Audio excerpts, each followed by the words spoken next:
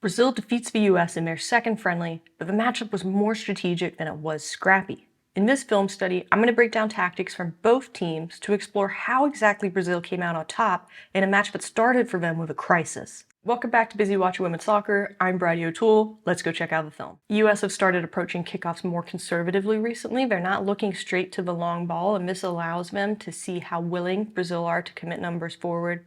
Maybe too many touches from Giselle Thompson here. Early turnover. Now the US are defending in a difficult area, but Hutton does a great job pushing this play wide. This part is my favorite. Not taking that runner, understanding the team's positioning, allows her to step up. Great play into Macario and with Thompson. And Thompson is going to move very, very quickly on this. Brazil had 3 at the back. So anytime the US see an advantage with numbers, they're going to look to go. Well-timed tackle, but in all the choppiness there, Cat Macario does put this one in. And the US are up. 30 seconds into the match, what a great start for them. Reset is going to give us a good look at Brazil's game plan. A lot of it is based around exploiting the space that the outside backs leave when they come up to support the attack in the US's offensive look. But because this isn't a transition moment, Brazil have to invite the press here to kind of create some of that space and allow it to open up. So it's not until we see Thompson step up, Macario step up, then they send that long ball into a more competitive area of the pitch to try and duel for it. US midfielders, though, are a little bit on top of each other, but they do a really nice job possessing the ball and then retaining it. 2 parts of a puzzle for them. Another tactic we saw Brazil use is quick restarts. They want to take set pieces like throws really quickly to give themselves an opportunity to catch players out of position. So in this one, Giselle Thompson thinks she's taking it. That's enough to catch her a bit too high up, and Gio has all this space to run into. Fortunately, back of the structure, very compact. McKeown does a good job there delaying just enough until Thompson can get back, Albert can get back, neutralizes this opportunity. Brazil know what areas of the pitch they want to exploit. They know how fast they want to play. The final part of this game plan is how they're actually going to get the ball in front of the net. They're looking to cross. They're looking for that open player at the far post. And I thought this strategy was very noticeable in LA too. Pre-game, we heard the US talk about duels and how they would need to win their duels to win this matchup. So what is a duel? It's a fight to possess the ball when no one has clear control. Watching this match, I felt like whenever the US midfield would win duels, and I'll include Cat Macario here for the sake of argument, they move the ball upfield very, very quickly. Watching this live, this felt a little bit rushed, but rewatching, it has to be strategic because the US generated most of their box entries this way. In this clip, we're seeing that Brazil can't convince the US to come press any higher, so they're going to have to go for a long ball. They're still choosing to use the wings, though, which I think is a great sign for how intentional they are about working the ball into that area of the pitch. Really good one-on-one from McKeown here. Fantastic win. Great job just to get that out through a throw. From that throw, we're going to see just how easily Angelina moves the ball into the box. Luckily, Patterson, great read, great step, clears that out. But we're starting to see just how quickly and fluidly Brazil is able to move the ball into the box. Very lucky that's not a better shot. The next problem for the US is trying to deal with Brazil's pressure when they're building out from the back. McGlynn tries to break 2 lines here, which might be a little bit optimistic, allows the shot. Then we are going to have an actual distribution error. You see how McGlynn sends this ball against Claire Hutton's movement, makes it very difficult for her to control, forced into a big save. But I have to say, I really feel for McGlynn because compared to the matchup against Australia, I think we're seeing improvements. It's a bigger cut. She's more patient in waiting for the pressure. She makes the save. So the details are improving, and this is where I start to have the question. Yes, we're going to see McGlynn make more errors even in this matchup, but do we place more value on McGlynn listening to Emma Hayes' instructions and slowly improving, or do we place more value on Valentulis-Joyce playing a perfect game and keeping things out of the net?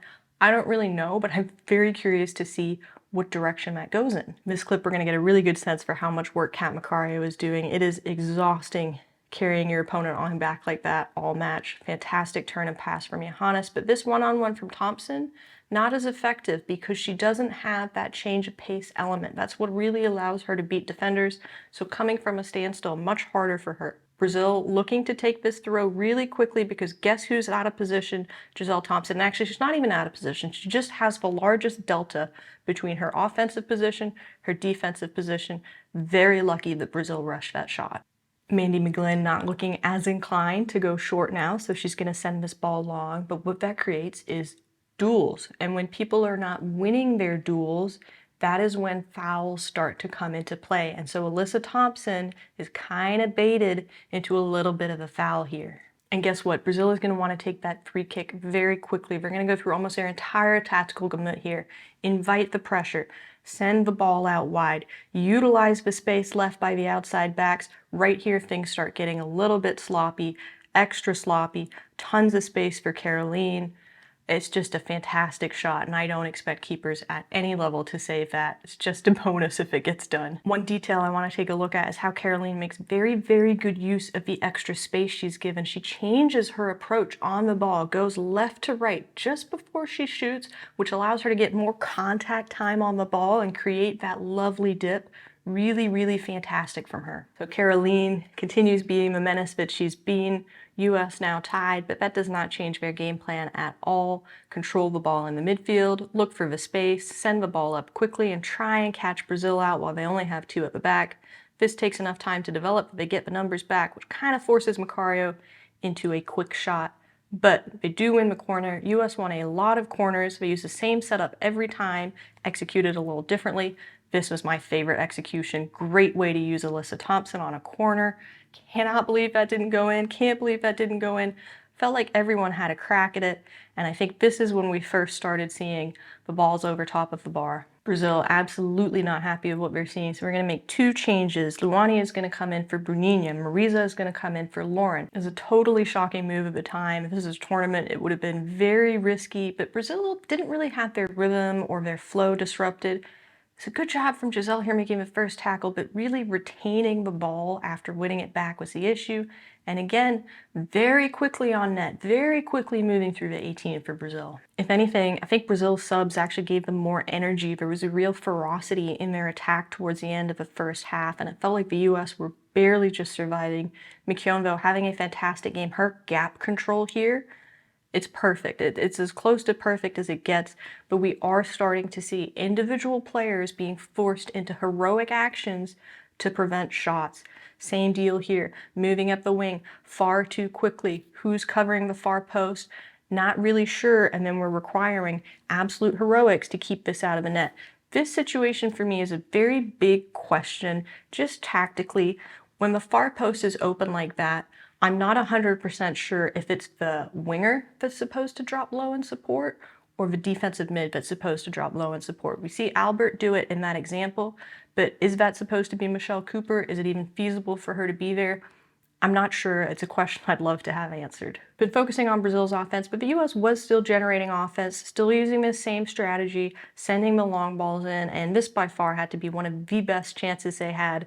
Really big time save on Michelle Cooper there. That's the last play of the half. When the teams come back, we're going to see two changes for the US. Jaden Shaw goes in for Lily Johannes, and Alana Cook comes in for Tara McKeown. Unfortunately, the same problems continue for the US with the new crew. They're giving up opportunities on the wing, and compared to the first half, they're now giving up more opportunities centrally. It's allowing Brazil to attack much more directly. The US are having to defend in a really unfortunate area of the pitch. And again, they can possess the ball, they just can't retain it. Because the US are struggling to retain and possess the ball in their defensive third, it means they're battling in this area of the pitch again and again. Things like this, Avery Patterson can't really commit because Alyssa Thompson isn't necessarily in her right spot. There's a knock-on effect for every little thing that happens.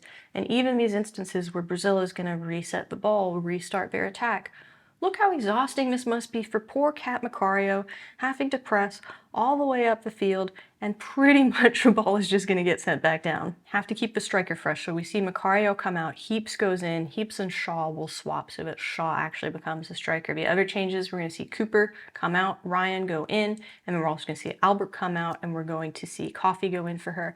I take these as planned subs. Emma Hayes wants to see her top players in a difficult situation. However, what was not planned was this injury to poor Avery Patterson, who was having herself a nice game. Crystal Dunn now needs to come in and fill that spot, but there was clearly no intention for her to play because she does not have a jersey on. This means the US are going to have to play the next 2.5 minutes down to 10 men. This suits Brazil just fine. Momentum has been in their favor. One player, though, that really stepped up in this situation for me was Alyssa Thompson. She gets pushed into that left back spot, and the compete level here was just so high. The US are actually going to use their throw as an opportunity to get into their defensive structure. What Heaps does here, she's just trying to play the ball out and make sure that there's no duel for it, no competition, nothing else can go wrong. Brazil still trying to take that quick throw. That's one of the biggest reasons that the US stay in that defensive look. And I actually think they do a really good job in this sequence, all things considered. They're pushing play to the outside. Yes, they're allowing passes, but they're staying very compact, very low, and they're just not creating avenues for Brazil to exploit. This is actually, honestly, probably some of their best football of the match. Not pursuing this, staying in the low block, staying compact. It was just a case of, you could see that there was like a clear plan and strategy for if they were in this position. I don't know if they thought about it beforehand or it just kind of came out in the moment, but they dealt with this really well. I think these are some of the lower quality opportunities that they're allowing Brazil. That ends up being a mega sequence with over a minute of uninterrupted play, but the US survive and Dunn is finally allowed to come on. Dunn's going to find out what the pace of this game is like very quickly. Far post option there for Brazil, and we see Ryan come streaking down. Maybe answers my earlier question about who's responsible for that. This one lofted in very quickly on net. Good job from Giselle Thompson and Sonnet to combine and clear. Alyssa Thompson had a ton to do in that long defensive sequence. It's a good time for her to come out. She's replaced by Ali Sentnor, who I think helps Jaden Shaw start getting her game going a little bit. There's some good pressure there. Great pressure here to win the ball. Really good pass. Nice first touch from Ryan, and it's just a competitive moment. She can't quite win that one, but does a good job to keep it in. And here's where we see the US do something they haven't really done in this match, which is cycle the ball in and around the 18-yard box to create opportunities, but that patience level is low, either because they haven't really done it or it wasn't originally part of the game plan. We see it get turned over. Right after this, Brazil's going to make 2 more subs, and it's 2 midfielders on the right side, so I think this was actually focused around containing Alyssa Thompson, but she goes off very conveniently as this happens. This is where I think we can start to see the exhaustion set in for the US, and you can see it in terms of the lack of quality. So that was not the best quality clearance from Emily Sonnet. This is not the best quality challenge from Giselle Thompson. This is not the best quality pass from Claire Hutton, who had very, very great passing in this matchup. Not the best quality step and challenge from Giselle Thompson. Not the best quality marking from Sonnet. Best quality on the pitch is that save from McGlynn. Brazil can sense that weakness and they want to exploit it, so they start attacking more aggressively. It's a very direct, very aggressive long ball in. Caroline's not in the best spot, but somehow manages to wrap herself around Alana Cook and forces a big time save from McGlynn. I think we were all equally shocked that didn't go in. Right as Brazil is peppering off all these shots and building momentum, they're going to make 2 changes to their attack. I think this is all about bringing in fresh legs and some height. But of course, the US are still trying to win this match. So when Emily Sonnet goes down and the US wins a free kick, they're going to commit numbers high. Looking at this, we're only seeing 2 players in kind of a defensive position. And what starts again? The duels, competing to control the ball, competing to control the ball. US players stepping higher up to support the attack. But the thing with duels, it only takes one player to decide, I'm not doing this.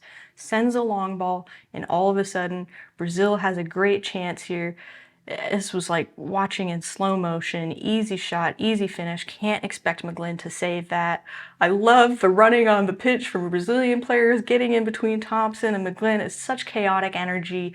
Let's go look at some of the details from a play. This sequence was the perfect example of what happens when you don't win your duels. Shaw and Ryan don't compete, can't win. Hutton steps up, doesn't win. Coffey steps up, doesn't win. And this creates a real problem. Right here, I think Sonnet and Cook have a miscommunication issue. If Sonnet is going to step to that player, Cook needs to understand who's open at the far post behind her.